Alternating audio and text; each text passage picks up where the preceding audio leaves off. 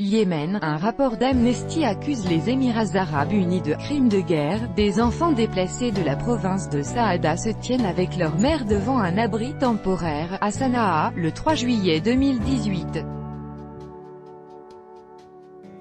Reuters, Khaled Abdullah, acte de torture, mauvais traitement, violence sexuelle dans des prisons au Yémen, c'est ce que dénonce Amnesty International dans un nouveau rapport. Le document révèle que de nombreux hommes ont été victimes de disparitions forcées, après avoir été arrêtés de manière arbitraire et détenus par les forces émiriennes et yéménites qui agissent en dehors de l'autorité de leur propre gouvernement.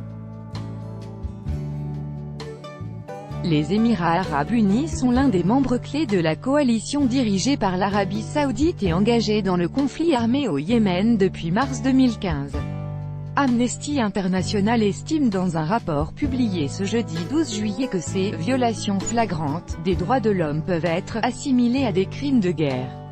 Elles comprennent notamment des disparitions forcées, des tortures et autres mauvais traitements.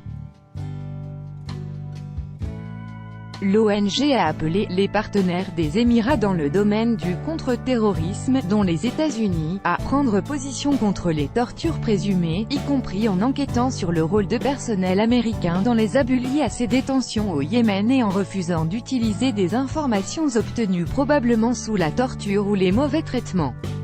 Pour l'ONG, la lutte contre le terrorisme peut être un prétexte pour arrêter des opposants. Les Émirats arabes unis, eux, ont démenti avec force diriger ou encadrer des prisons secrètes dans le sud du Yémen.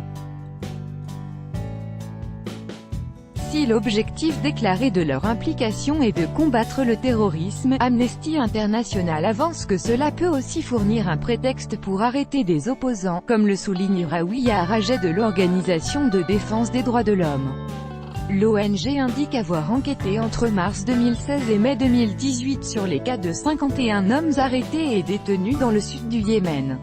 Amnesty affirme que 19 de ces hommes sont portés disparus.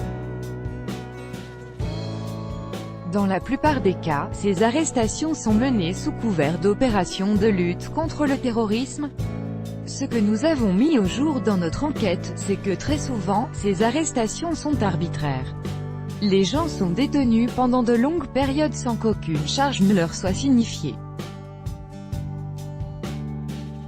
Nous avons aussi relevé des arrestations de personnes critiques de la coalition et notamment des journalistes, des militants, mais aussi des combattants et des volontaires qui au départ ont aidé la coalition à combattre les forces Houthis, mais qui sont aujourd'hui perçus comme une menace potentielle par les Émirats arabes unis et leurs alliés dans le sud du Yémen.